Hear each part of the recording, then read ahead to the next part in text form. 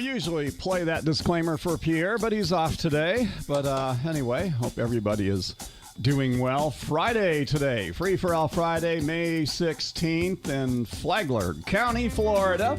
And we have got a lot of great insights, I think, coming up on Flagler County, the land that we love. Also, just a couple of technical updates. There's a thing called inversion in broadcasting where the sun changes the atmosphere. So the signals from the towers kind of shoot straight up in the air and bounce off of the ionosphere and then come down in a different place. So right now, we're experiencing some inversion. So if it's hard to hear us on the radio, we don't get that good a coverage. They could be listening to us in Tampa right now. It's like a weird thing, but it's atmospheric. It happens every spring. That was a term that they talked about at the council meeting, if I remember correctly. Inverted speed humps. Inverted speed humps. That's right. Yep. You just have to bring that up right off the rip. Don't go. Speed bumps. Let's go. Thanks, Andy. I'm trying to educate the class, and there's always one. There is. All right, but anyway, you can listen to us a lot of different ways. We stream, of course, on our Flagler Radio mobile app. You can watch us. We have cameras in the studio now, so you can see what Andy Dance looks like with his helmet hair this morning.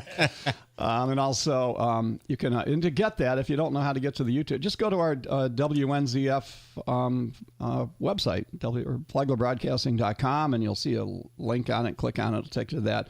And also, you can watch us live on the WNZF Facebook page. So lots of ways. Content distribution, right, Brian McMillan? That's right. All right. So we don't have as many problems with like sun flares in the newspaper world, but no, that's right. See how lucky you are. My paper was on my driveway. I'm old-fashioned. I do like a paper to read. Teresa Pontieri, don't you like a newspaper?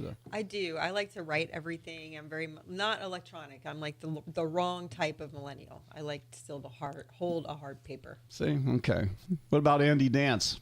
I actually love the podcast page that you have on WNZF Flagler Radio because there's a ton of content. So that keeps me busy catching up on what's going on. Yeah, and we have a lot of local people Shameless that do plug. talk shows, and thank you. I appreciate that. All right, you made up for your speed bump thing. Anyway, Jorge Salinas, thank you for being here this morning. Thank you for having me. So let's do official introductions here. By the way, we did promote Leanne Pennington was going to be here, but she's in the hospital, and so we'll find out. I hope she's doing well. Leanne, if you're listening, we miss you. But we kind of rallied, got Andy Dance out of bed, and he said, okay, I'll come in and cover it. Jorge was going to be here anyway. We're going to talk about West County here. Jorge is our deputy administrator for Flagler County. Of course, Andy Dance is our county commissioner and the chair. Vice Mayor Teresa Pontieri is also on our council here in Palm Coast. Brian McMillan bought the Palm Coast Observer. He's editor and does it all. So here we are. So thank you for joining us this morning. What I wanted to do is kind of, I talk to a lot of different people, like when I go to the gym or whatever, and people, they're going, yeah, what's West County? There's so much confusion about what the vision is for the Western County. When you look at a map of Flagler County, it's like we only live on a tiny part of the landmass, which is Flagler County. What is it, Jorge? 500 and some square miles? I believe it's 571 square miles. Yeah, so and that's even hard to picture, but when you drive out there, it's like all farmland. It's all agriculture. It's beautiful. It's kind of peaceful when you go to DeLand and you go down 11, and it's like, I enjoy the ride through there. But as we're maybe outgrowing the amount of real estate we have, and you hear that overdevelopment and there's too many houses and density and all those sort of things. To me, the western part of the county is a really exciting thing. It is like a whole new frontier, and we have this opportunity to really kind of build a new city. People hate hearing that, but in the way it could be. Teresa, and pull the mic up don't talk over it so we can hear you. Yeah, like right into the end. There you Better? go. There you go. That's Okay. better. So, and I know the city of Palm Coast, the county, they're all working on and then they go, well, some people say, well, I hope this whole Western thing never even happens, but it is going to happen. Is that a true statement or not? I believe it is, and it's a good thing. We need more jobs. We need more commercial. We've been talking about this for a long time, but we can't create land that we don't have. So to move into the westward expansion, making sure we do it right, we bring in a lot of tourism, a lot of jobs. that's just the thing that we need to do at this point. And as long as we do it the right way, it can be very successful and a great thing for the county. So let's talk about most of the land is in the county out west. Is that correct? That is incorrect. That is incorrect. Well, Oh. there's a ton of it that's within the city of Bunnell. So Okay. if you go to the property appraiser's map and toggle between city of Bunnell limits and unincorporated, you'll see all the acreage that's within the city of Bunnell. So why is and this is what I heard, that years ago, the city of Bunnell was afraid Palm Coast was going to annex them all. So defensively, all the farmers got together and said, we don't want the Yankees from Palm Coast taking over our land, and defending our property, we're going to annex into the city of Bunnell. Any truth to that? It's a good theory. I've heard it as well. That's but the I don't first know for if that's me. really true. I've never heard that. Okay. But all along, then they've been paying Bunnell taxes. They could have just been paying plain old county taxes all this time. Oh, well. But well, there's a lot of exemptions, right, with agriculture where you don't really pay that much on that. So anyway, okay. So is it a good or bad thing that Bunnell owns so much land out there? Does it take money away from or power away from Flagler County? Well, I mean, it requires a lot of infrastructure anytime you move west to the rural areas. So I think both municipalities are strapped by the cost of infrastructure now. So I think it's different than in the past. And I think, we have to pay attention to the comprehensive plans that each of us have. And I think we have to protect, there's a lot of avenues to protect rural farmlands, and through grants, through easements, where you can protect the use and get paid. Those owners can get paid for development rights. So you take the development rights off the table, they can still farm and utilize their land for other purposes, just not development. And that's a big, heavy push by the legislature, and we do that through our ESL program. And we've got appropriations from the state to try and take more lands into and to preserve them for, like, the Florida Wildlife Corridor.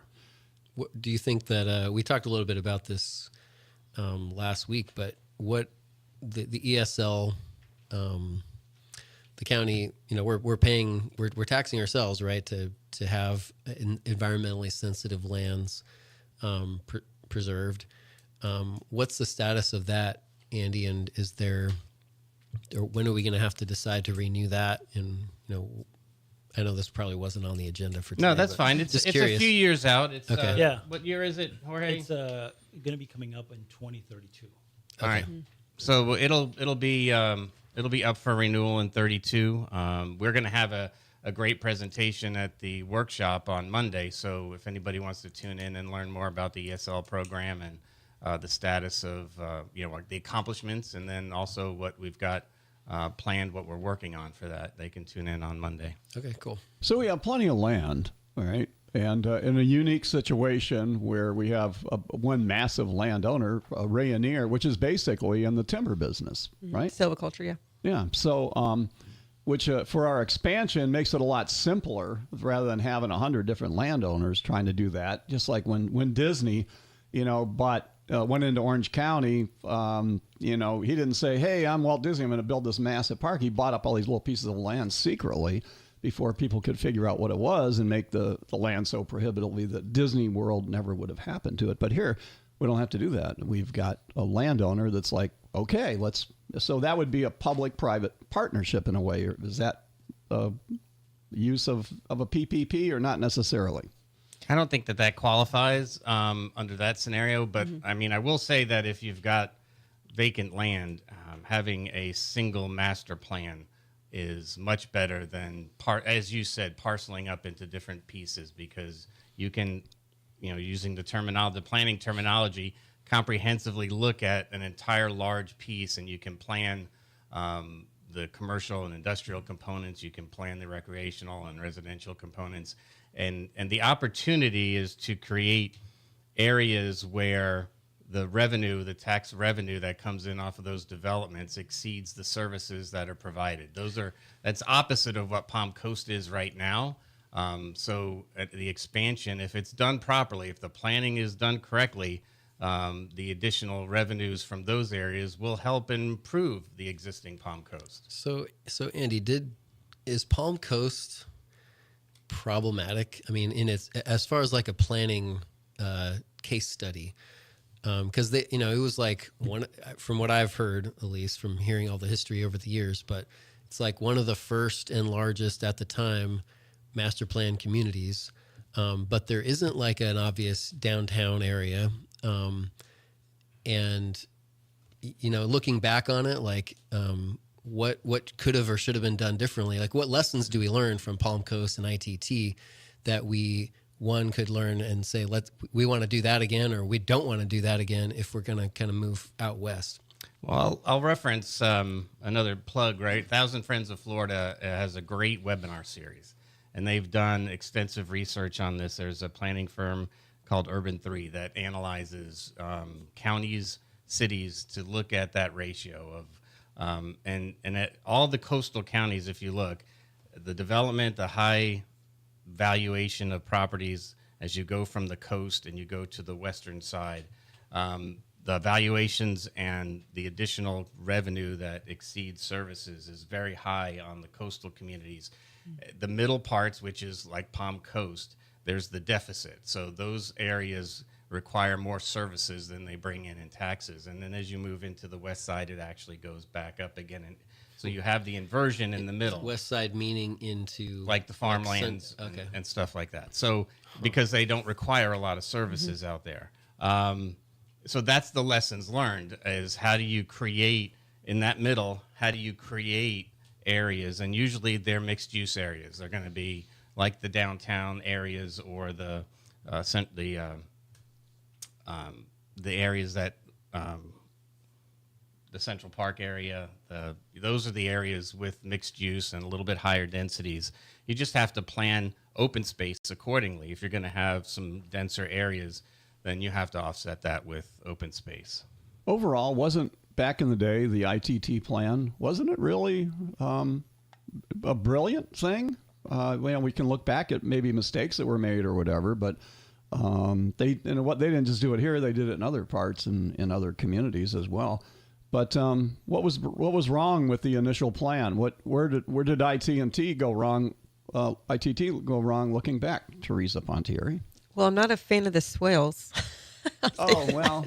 I actually will counter that. I think the swales are a great environmental option to pipes that just run and throw stormwater right out to ponds and streams. So the swale system is a filter system that actually environmentally is much more sensitive than just pipes and curbs and gutters and everything. Yeah, I don't disagree with you that it's environmentally better. It's just when you are dealing with it from a financial standpoint and from a maintenance standpoint, every year it's a challenge, and it's becoming more and more of a challenge as we get rid of green space and we put more buildings in, obviously, because then water has less places to go. It's a challenge to properly fund it from a maintenance standpoint. But, I think one of the things that Palm Coast really got hit with was obviously the recession. And a lot of development that we thought would be coming into town center, which was planned to be that downtown area that that Brian referenced, it suffered. So, but we do have, if you go over to the town center area now, there's some stuff happening, and we've got a really cool, we'll call it recreational kind of development heading to town center as well, and we're going to put out a press release very soon about that. So it's getting there. YMCA? It's not. It's separate from the YMCA. Really? Is that the Yeah. one Well, that Jeff tell us. Douglas So mentioned? a little tease. What's that? Is that the one Jeff Douglas mentioned at It is. he just something about golf? Yes. Yeah. It's really cool. That's all he said in the city council meeting. I but- met with the developers for it maybe a week or two ago, and the city will be putting out a press release on it pretty soon. What's it going to be called? Come on. It's just us. This is not the press release. Just one. Jorge, we sworn to secrecy, Jorge. He won't tell. Go ahead. Yeah, I'm sure. No, we are going to put out an official press release pretty soon. Okay, so it's exciting. I can It tell is, you're like yeah. kind of beaming about, wow, this is a Yeah, cool I'm thing. excited because it's something we need. We've been talking about it. So things are happening. It's just, we have a lot of the perimeter areas needed to be sold rather before the interior of town center was going to be sold. And so now that perimeter is largely sold, now they're focusing on the interior. Well, Brian, you go, wow, Palm Coast doesn't have a downtown, but this was kind of designed designed to be the downtown, even though geographically it doesn't maybe, come out in your brain where you would like it to be. But so what? I mean, this is the downtown. Yeah, I mean, town center has the potential to become that, but it wasn't necessarily. I guess I don't know what town center what that area looked like in, say, the original plan in 1970-ish. But yeah, when you look, if you go by City Hall now and across the pond, they've got the promenade. Okay. That when that's all done, like I think it will feel a lot more like there is a downtown, and it's a small strip of it, but I think it'll be interesting to see what happens from there and beyond. I mean, the whole thing with, and we're going to get back to money. That's why we have Jorge here, because he knows all about money, and that's what I want to find out with that. But why we're on to this right now. The vision, and I do see it happen. The promenade is a real good thing, and you have people living there. You do have density there, which is, even though people hate it, it is a good thing for a lot of reasons. Because for infrastructure and utilities and all that, it makes it affordable. But it'll be an environment where you can hear music playing off in the distance, and people can walk around or ride their bikes and walk their dog and just collect as a community, which is a society, which is what the human beings are all about. And I think it creates that, which we haven't had, and there is no place in Palm Coast really to go, collect like that and enjoy, no matter what the age is. So I think I am excited about it, and I can really see it and feel it right now. And like you said, the recession set it way back in 2008, and then you had COVID. So, town center has taken some hits, but it's happening. The other interesting thing now, looking back, with the recession, so many homes were planned at that time, and they're still on the books, So now we're looking at like how much is still on the books. Well, if it would have all been built at that time, I wonder how we would have been thinking about all these homes now. I don't know. It's just kind of interesting. It's like, we're being overwhelmed with the infrastructure, but it was all, we planned those out so long ago that they still haven't been built. So where are we on our infrastructure capacity? So. From what I understand, tell me, okay, first of all, we've killed the whole theory that we're running out of drinking water, because we've had all, the drinking water people here. We had the Northeast, what is it? The water John's River Thank water. you. I never get it. Anyway. And, but we have plenty of drinking water. Florida's blessed with water. The aquifer refills itself and all that. So forget about that argument. There's no cause to that.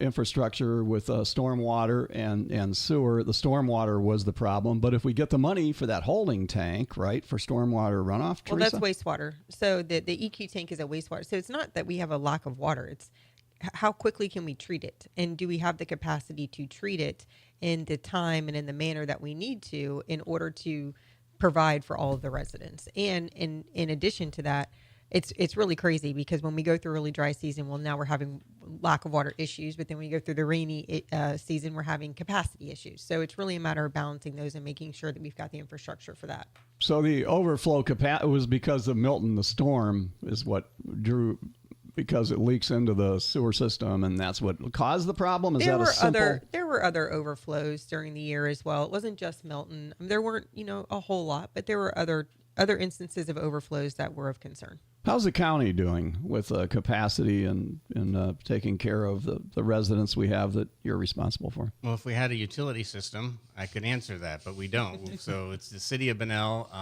We sold our utility system that services Plantation Bay to the Florida Government Utility Authority. So the three within the majority of the county is FGUA, the city of Palm Coast, and Bunnell. Oh, so because Bunnell annexed everything, it's theirs. That's their problem.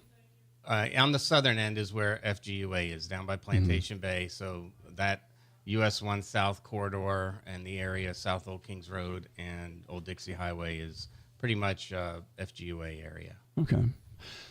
Let's go. We're originally going to talk about out west, and we get back to town center and Palm Coast and everything. Let's finish up on water, though, because I don't want what you said to go unchallenged, because water is critical for the residents within the entirety of Florida, not just Flagler County.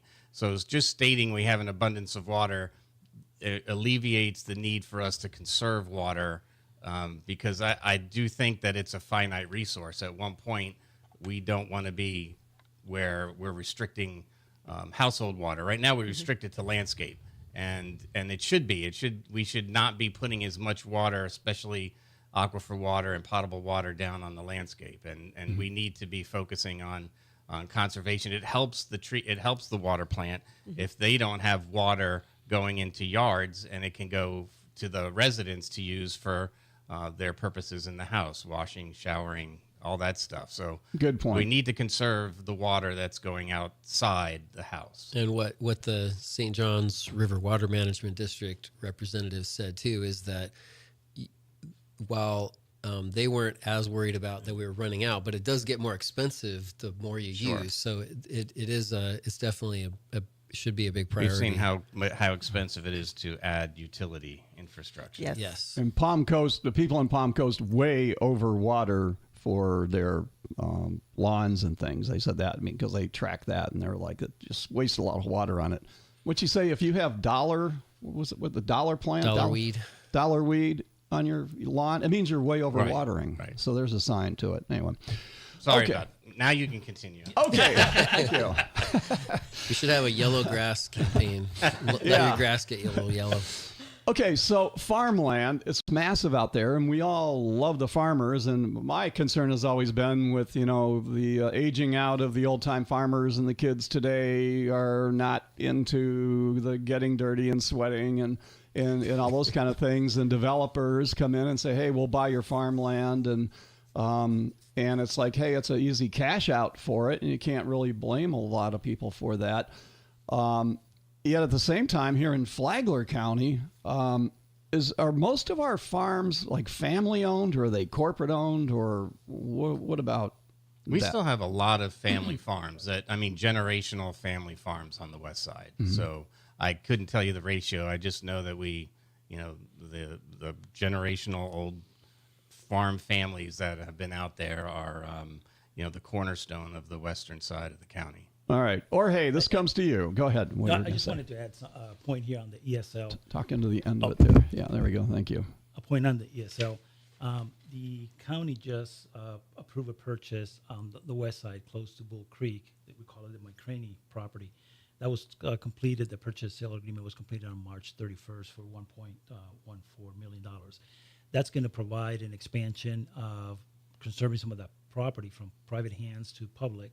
Also, we're going to be adding another 50 RV spaces, campsites, to enhance that area there at the Bull Creek.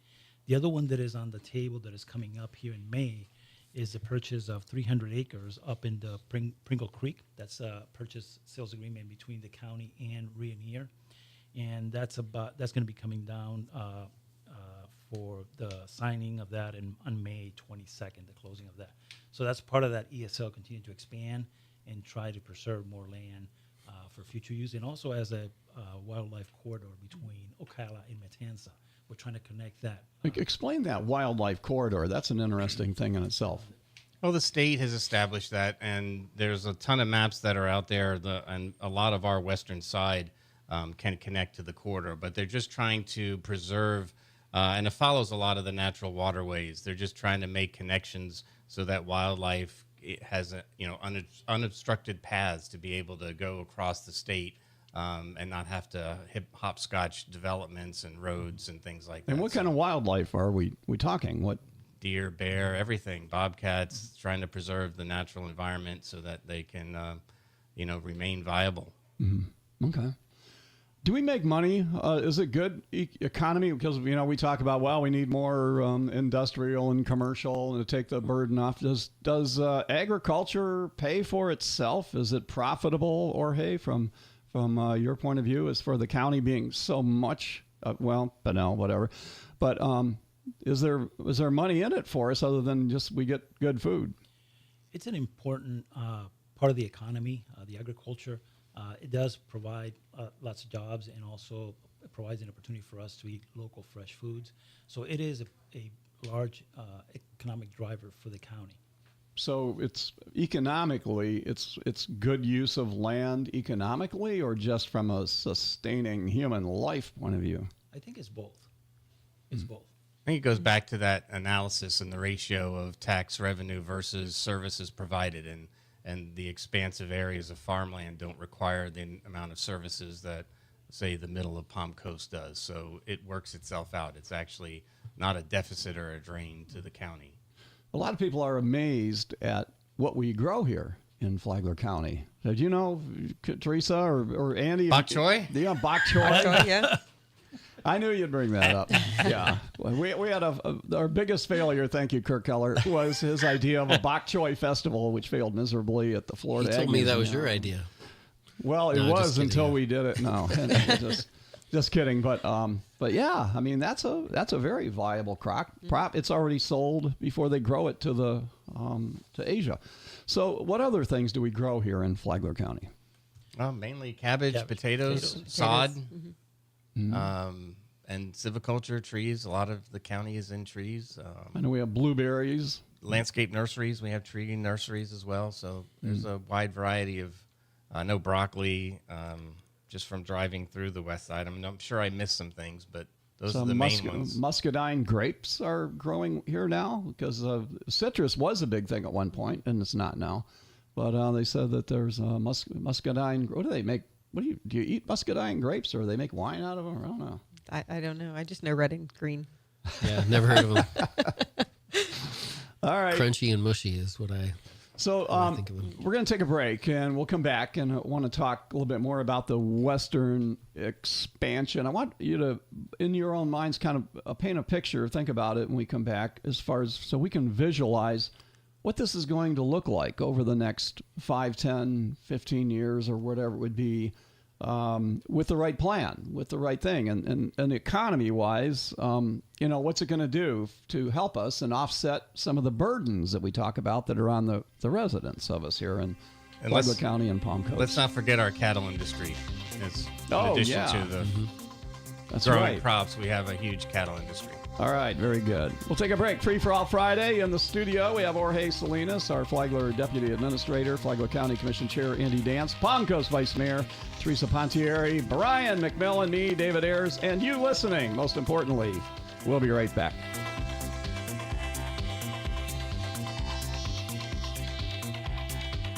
Are you wondering if that old paint in your garage is still any good? Bring it in. We'll let you know. And while you're at it, if you need to match a color, Chip off some paint and bring it in. our color matching is unmatched. Benjamin Moore, corner of Old Kings and Utility Drive. Palm Coast. Untangling your headphones, finding the right remote, saying goodbye to your favorite shirt that hasn't fit in 10 years. Why are simple things sometimes so complicated? Thankfully, with Auto Owners, insurance doesn't have to be one of them. Auto Owners works with independent agents who live in your community and answer when you call, so you can worry about more important things, like finding a new favorite shirt. That's simple human sense. Hi, this is Donald O'Brien in Flagler County. Call the Hayward Brown Flagler Agency at 437-7767. For great music, dancing, fantastic food, and great times. You'll love these tunes. Johnny D's Beach Bar and Grill. We're waiting for you. Hi, this is Pastor Charles Solano. Here's a few food facts that might surprise you. There are over 135,000 people living in Flagler County. Many families go hungry because of health and various financial hardships. Every month, our food pantry gives 6,500 families a $150 box of food. If you do the math, 150 times 6,500 is almost $1 million a month that can be spent locally on other needs. Thank you for donating to the $1 Million Foodathon. Go to gracecommunityfoodpantry.org.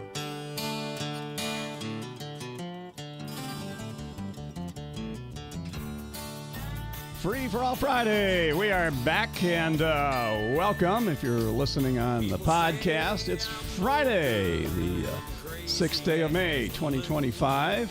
We're talking about Flagler County, and overall, it's great. We have Andy Dance, our County Commission Chairman, in the studio, along with Teresa Pontieri, our Vice Mayor for the City of Palm Coast. So many different things going on in so many different ways. It was a sleepy little town years ago where we didn't need traffic reports and just one reporter, and the newspaper went out of business when we first came to town. There wasn't a whole lot going on to it, but not so today. And what will it be like in the future? And kind of the doorway to the future, I believe, and I think a lot of other people do, is expanding our county west of the railroad tracks. And there's already been infrastructure paid for by the state on that. That was, I think, Paul Renner kind of led that, where we need to plan for these things. So what's the status on, anybody jump in here, what's the status on the interchange? It basically would start with Matanzas, I-95 interchange, correct? And plow through. How do we get over the railroad tracks, and what's next? What's the next step on that? Teresa, go ahead. Sure. Andy's pointing to you. Yeah. So we just approved our comp plan in the city, and that's going to allow the landowners to work with a lot of the folks who want to come in and actually bring in economic development, specifically tourism. So there's some really good projects that are in the pipeline and hopefully coming to us soon that are going to work. It all has to work together, right? We can't start to build the infrastructure out there without knowing that we're going to have developers, or I should say the landowners, sell to those folks who are going to come in and actually put something there. So now that the comp plan is approved, those folks can start working together. And, I'm really excited for the tourism aspect of this. And really the county should be too, because if we can bring in more tourism dollars, that can go to your beach renourishment, because a lot of those TDC dollars are connected. So to the extent we can bring in more hotels to focus around some of the really cool tourism things that we're trying to bring in, that money then can partially be used for beach renourishment. So I think, what we're doing in the city of Palm Coast can benefit, obviously, even the beach with that westward expansion.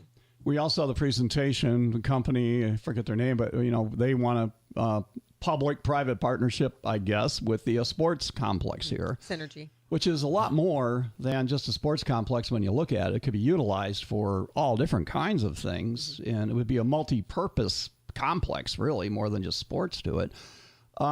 But there's pushback on it. What's the pushback on why not do something? I saw a thing in the Wall Street Journal, by the way, how this is a big thing all across the country, that cities are partnering with sports complexes and things for just like tourism, economic development, and drawing people out of the metros and into the suburbs of the bigger cities building stadiums. So what's the pushback? Why don't people want to see that here in Palm Coast, Flagler County?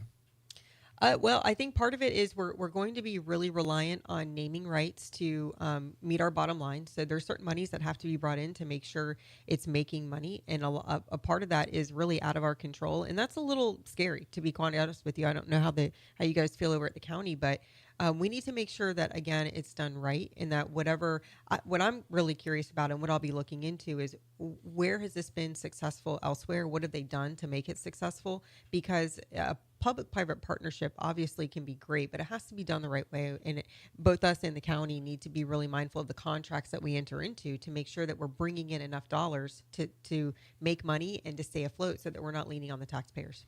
But there's always risk in anything. So, Andy, what's your take with the county, with the sports complex in the west side? I think the major issues is the finances, the financial balance sheet, and the fact that we are it's debt, so the debt falls on us. So those financials have to show that the risk that we're taking benefits the residents, and that there's good financial data backing up that there's existing places that are utilizing this model that we can borrow from, use that data to further analyze the financials. We haven't seen those yet. Those are coming within the next 60, 90 days. So that's the next big thing that we'll be doing, is waiting for those financial details to come before it comes back to the county. I think there's opportunities for the county to partner with the city in this project moving forward, especially based on the location where it's at. So those discussions have to take place. Yeah. Is all that information about like the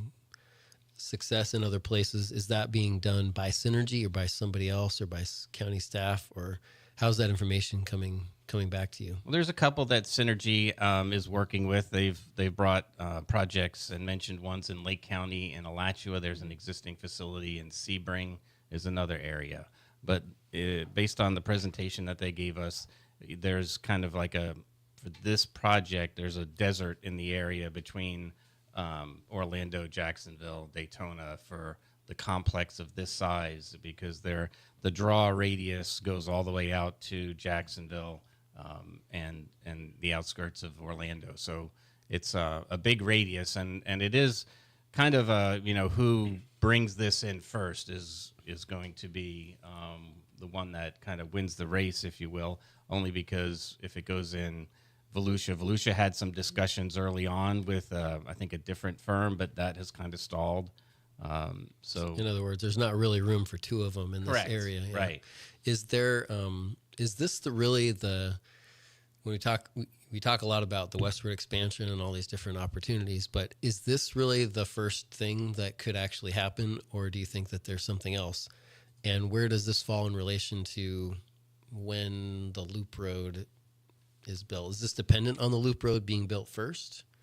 I think they work together. They have a different construction access point, so it's not entirely dependent. But obviously, the loop road will be the entryway to that area. So it's going to be very important to get that loop road up for utilization of the property. I mean, is anything else possible to happen before the loop road? I think Project Magellan is probably going to be before the sports complex, just based on what we've seen. Tell us more. What is Project Magellan? What does that all entail? So without getting over my skis, Project Magellan is a multifaceted type of outdoor tourism. It's going to have a lot of different elements to it, some camping. Well, I guess people call it glamping is more appropriate. But it's going to be a very large piece of land that is taking up different aspects of tourism and outdoor recreation. And it's going to work with the conservation. It's going to kind of be intertwined with that and use that as a main part of that entire project.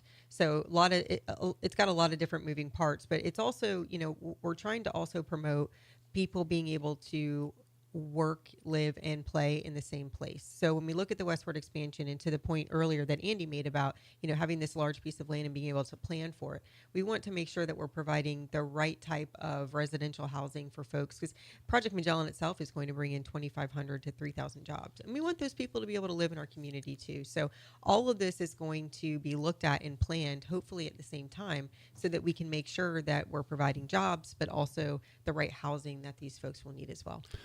Here's a few details that have been revealed, and not a lot has publicly yet, but it's about 500 acres, so it's a pretty big spot, west of US 1, but east of Old Dixie Highway, which curls up and around, south of Matanzas Woods, but basically north of Palm Coast Parkway. So it's really, if you can picture that, and it's owned by Radiant Palm Coast.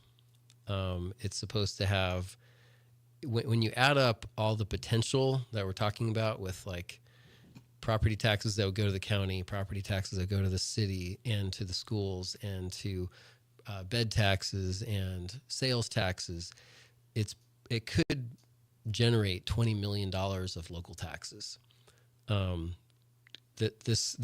What they told us was about 2,000 jobs. So that neighborhood. So yeah, but it's not primarily, I don't, from what I understood, it's not, any of it is really residential, but at least not primarily, it's not residential. No. So I know I think when we first posted this, some people were like, oh no, we don't need more houses, which is a whole other question. But Project Magellan is not a housing development. It's not a housing, but to bring in those workers, you do have to provide for a place for them to live. Or Salinas. It's more focused on entertainment. That's the entire focus of it, and it's about $500 million investment for the Magellan. That's what they shared with us. The Synergy project is about $110 million investment. So we're talking about two very large investments, economic engines that are going to come to the county, which are not residential, related. It's just more entertainment and sports. So you think it's a good thing, right? I believe it's a I mean, good because you have to be a conservative financial type guy, right? Because you're not in the business of making wild investments with the county's money. But you see these things we're talking about in the Western expansion as a good, solid investment for the county, the city, the taxpayers. The Magellan one hasn't come to the county. I don't believe it's come to the city for any incentives. So they're bringing their own funding and their own investors to come to the table and provide this entertainment solution. The Synergy one is the one that Chair Dance was talking about, that there is some risk reward to sports complex. The sports complex need to be evaluated in terms of risk rewards, because $110 million investment, we're talking about close to $6 million a year that it has to produce above that number in order to be successful and have a positive, cash flow. And to keep operating and all those I get that. That's more complicated. But so the Magellan project is a lot more kind of like the first thing that could actually be tangible there. Is that what I'm That's hearing? my understanding, yes. Mm-hmm. Are we welcoming the Magellan people, or do we have people saying, no, we don't want anything else here? I think with my ear to the ground, people are pretty excited about Magellan. They're definitely a little more adverse to the sports complex because of all of the fodder that went on regarding the bonds and all that stuff last year or the year before. But the Project Magellan seems to get some pretty good feedback from the residents, and I think they're excited about it. And I think once more details are revealed about it, they'll even be more excited about it. So when would that be? I don't know. Andy? I don't have a timeline on Magellan. Yeah. So. Jorge? I don't. Brian? Anybody? Yeah. But I mean, I think timing it is, because and I'm sure they do too, because they're investing, they want it to be a success. They do want people. I will tell you, they want to get started. They're excited to get started. So the comp plan getting approved and across the finish line was step one. And now that that's done, they're rearing and ready to go. So the comp plan is with the county, very, very serious document. Same thing with the city. You've gotten how many more? You have one more vote on it to adopt it, or it's done? It's done. It's done. You have the second vote, right? Yeah. Okay, so the city is done. The county also has to have a comp plan. We're right? at the end of our revision, so we will, again, Monday's workshop, we'll have probably our final review of our comp plan before it gets its first reading or first vote. And then, so we're a few steps behind Palm Coast's progress with the comp plan. But we somewhat confusing, but a lot of the internal workings and the public output was done at the same time, which kind of confused the public a little bit. But all that work is behind us now. Why is a lot of people hear comp plan? To me, it's kind of a blueprint for the future, and I'd like to simplify things. It's the roadmap, the blueprint of the future of how we keep it going. Teresa's going, I don't know about that. Go ahead. So describe the comp plan and why is it so important? It's the very high level umbrella that allows us to make the blueprint. So you're not far off. So it's more of like, these are the overall concepts and policies that we are going to use in order to create the blueprint. The blueprint really are your MPDs, your master plans that kind of lay out where certain pieces are going to go on large pieces like the westward expansion. And to me, it would be, if I'm a site planner, a developer, build whatever, I would want to know what the comp plan is, because it also sets boundaries and restrictions and kind of maybe an attitude of a city toward the future and where they're going and things like that, correct? That in conjunction with the land development code, yeah. Mm-hmm. Okay, all right. So once it's approved, you can modify it as time goes on, correct? It's not set in stone. They do get modified. They have to when certain land uses are modified. So when you have DRIs and MPDs that are changed, they go through a very administrative kind of comp plan amendment. Nothing of the scope of what we did, which was to really do a complete overhaul of our entire comp plan. So, Andy, what's your vision of the Western Expanse, say the Magellan, that gets happening, and then some hotels pop up, and what else? What's next? It's kind of like, a bag of popcorn in the microwave, I think. It's like you put it in there, and all of a sudden you hear pop, and then you hear another pop, pop, and then another one, because one business then, brings a tertiary business and secondary businesses and all that kind of thing. So what's your vision over the next 5, 10, 20 years for Flagler County? Sure. Well, I think it's important that we prioritize, our investments in infrastructure. We have to come up with a way to solve some of our immediate problems before you go start looking at the future. Our available, really a lot of our available land is still on the east side of US 1. I mean, that's the urban boundary, if you will, for the county.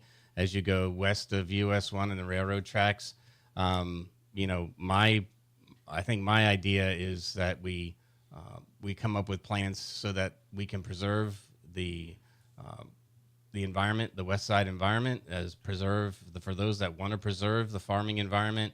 There's options for them to be able to buy their development rights, pay for the development rights for those farms so they can continue doing what they're doing and still be able to reap those, like you mentioned earlier, the windfall of developments and that way we're not pushing sprawl out to the west side. I would like for those families that want to be able to preserve that way of life, we need to make those funds available. But we have to be very conscious of sprawl. We can't, we have Mondex and Daytona North out there, which is like the worst example of sprawl because it's an isolated area on the west side that has no access to any of the other shopping areas or anything. So it's very hard to deal with that type of development, but it's been there forever. And we don't want to replicate that. It becomes, you have to progressively, I think there's some problems with setting urban boundary lines, but because we're a constitutional county, but there should be limitations on that westward expansion. It has to be well thought out, well planned.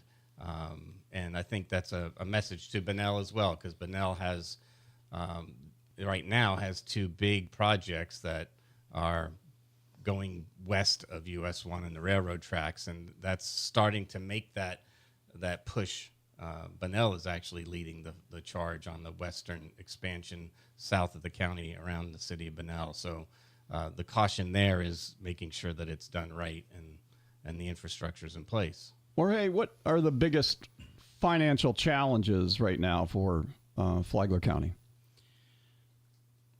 There's a few large financial challenges. We have stormwater plan that needs to be implemented. We have road projects that need to be funded. We have the beach construction and beach renourishment projects that need to be funded. So those, and then we have the preservation of different structures that the county has, infrastructure the county has, buildings and others, that we did an exercise with Chairman Dance here the other day, Heidi, County Administrator, and Chairman Dance, and it looks like we are about close to $500 million that we need to come up to fund all these plans. Like we have a stormwater master plan, we have the beach management plan, and we have some road plans that we have to. We can't do all these projects at the same time, but at least we have a plan now, and we're not being so reactive. The board has taken the time to approve these plans for us, and now we just have to find mechanisms and revenues and make sure that what we're getting in terms of tax revenues and other revenues coming in, being able to use those in a way that we can start chipping away from this massive infrastructure project. And the plans help us be a little bit more proactive in trying to catch up. Right. And that's the hard parts. 4 years ago, without those plans in place, we've been able to get the research done so that we can prioritize the projects. And we're just not reacting to something that happens, but now with the plans, we've got a list of priorities, and we can start working on those. But can't you, or hey, like you look at it and say, okay, these road projects, we just don't have the money right now. We got to put it off, and then as we put it off, they get more and more expensive. Wouldn't it almost be smarter to go ahead and take out the loan and get it all done right now at today's prices and just pay the interest over time, and that way everybody gets to enjoy the improvements and things that are done, and Teresa's looking at me like, don't go there. Yeah. But I mean, but why not? I mean, if in a business, that would be a business decision to say, look, let's just bite the bullet. Let's get it done. We'll benefit from it. We'll profit from having all these improvements done. And we will, whether it be a bond or whatever. So what's wrong with that thinking? It's a little bit different from a business and government perspective. The business is going to invest capital and then generate revenues to offset that cost. In these particular projects, it's road projects. You're investing capital. You're providing a quality of life, not necessarily generating revenues to offset that cost. So the money has to come from somewhere, and we have to take from our current revenues that are coming in and segregating those and trying to pay these debt. So, and also the county has a debt capacity that we can't go over. So we just can't continue to go into debt and try to make, get these projects done. But we're looking at different ways of trying to prioritize based on the plans that we have in place. And that's the proper way of doing this. So that's interesting. So what I'm hearing you say is the difference between the government and a business. If I make that business investment in equipment or expansion or a new type of thing, it's based on increased revenue to offset that. But in government, you're basically not in the business of making money, but spending money. And providing quality of life. Right. Providing services. Right. Mm-hmm. Yeah. So what would be wrong with the government being in the business of making money? Well, one of our priorities right now is to invest in economic development. So to your point, one of the things that we've been talking about on the dais is, do we invest in land and spec buildings so that we can bring in companies that will then generate tax revenue? So that's more of what Jorge was talking about, more of that kind of investment to generate revenues, whereas normally what we're in the business of, so to speak, is providing services and quality of life. So when you talk about taking out debt, you're then reliant on the taxpayers to pay that back. And that's a very dangerous place to be. And so you have to really, really be mindful of what model you're going to take for certain services. Okay. And there's more and more restrictions being passed down from Tallahassee on property taxes. Some of them are rightly so that affects us and makes us think more and invest in that business strategy of bringing in businesses. And I would say, back to the beach, the half penny argument there is investing in that infrastructure because it supports our tourism industry. So 1 out of every 4 jobs is tourism related in the county. It creates a huge economic impact back into the county for Palm Coast and unincorporated for Flagler Beach. So that's one area where it's more of the business model where you're supporting those properties and preserving properties that bring in more revenue than we provide services. You're preserving the pretty much the trademark of the county, and also supporting the tourism industry and everything that feeds off of tourism. And you're rated a credit rating for the county and the city, right? Where they get like a AAA or what is that? We are AA plus. Is that what's the highest rating? AAA. AAA, okay. And you're at AA plus. That's right on the verge of AAA, right? and that's because the county commissioners and the county has been able to increase our reserves, and now that helps with the credit rating. So we have healthy reserves in place. What about Palm Coast? What's the rating? I'm not sure what the rating, but we are also way above our reserve minimum. So I know it's healthy. I just don't know the exact rating. Okay. All right. Very good.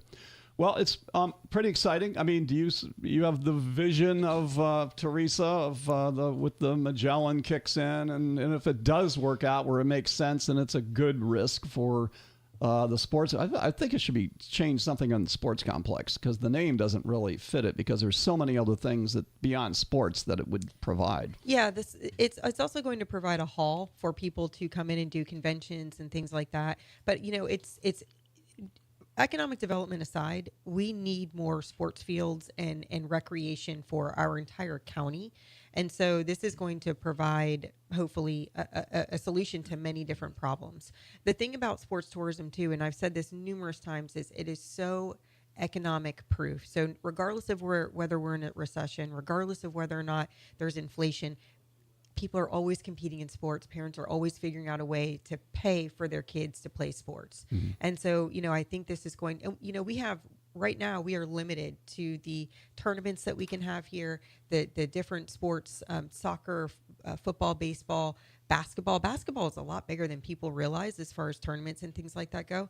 And we are so limited as to what we can bring in here. So this will really open up that door and really bring in a lot of both passive and active economic dollars. Okay. Hey, we're way out of time. Jorge, I'm going to give you a final comment anyway, so go ahead. One of the benefits, Vice Mayor said, is by having this private-public partnership, it allows the residents to use this facility versus if it was completely private, the residents would not have access to this facility. The last thing I was going to mention is that we are in this county are incredibly fortunate that we had Speaker Renner and we have Governor DeSantis that has provided a lot of the funding for our vertical projects that has actually lessened the burden on our residents to build some of this infrastructure that we're building today. Okay, very good. Andy Dance, final words. Sure. Well, I'm a glass half full kind of guy. So my outlook in positivity is for the county is there. I think, after seeing the changes of the past 50 years here, we've changed a lot. But I think with the right plans moving forward and being able to bring in businesses and focus on that, I think the outlook is positive for Flagler County. Very good. Vice Mayor Teresa Pontier. I will echo that, and I appreciate your optimism, Andy. All right. I like it, the fact that you guys work together. Yeah. We have to acknowledge our deficiencies, but you have to stay positive and work to fix what problems we do have. Well, and good communication between the cities and the county and all that is really critical. We haven't always had that, and I think that's important. I think the citizens, taxpayers like it. I think investors like that, and it's just good for everybody, so thank you. Preserving what we have and working on our future. Okay. Brian McMillan. It's once again, it's like growth has its challenges, but there's a reason why we're a growing community. It's because it's a great place to live. I mean, there's if you've driven across the country, you see a lot of land that people could build houses on, but they don't because you don't really want to live there. People do want to live here. And so I think that, I really respect, who we have in this room here trying to look forward and make the plans and make sure that, things are done in a orderly manner in our local government. So I appreciate that. And let's have glass half full. I think that's a great. Okay. All right, everybody. Great tone. Also, don't forget Hang 8. That's right. This weekend. Oh, Hang 8 tomorrow. Yeah, that's right. Saturday. Touch a Truck is tomorrow. Yeah. Oh, okay. And FC3 has their Spring Fest. That's right. Yeah. Wow, a lot of good lots stuff. going on. Yeah. Hey, if you're listening up north, come on down. Join us here. All the haters will hate me saying that. But don't listen to those haters anyway. That's why they've got no friends and they're online all the time. And if you don't want to hang out with them, don't listen to them. Have a good one, Glass everybody. half full. That's it. Thank you. Have a good weekend. Kids screaming.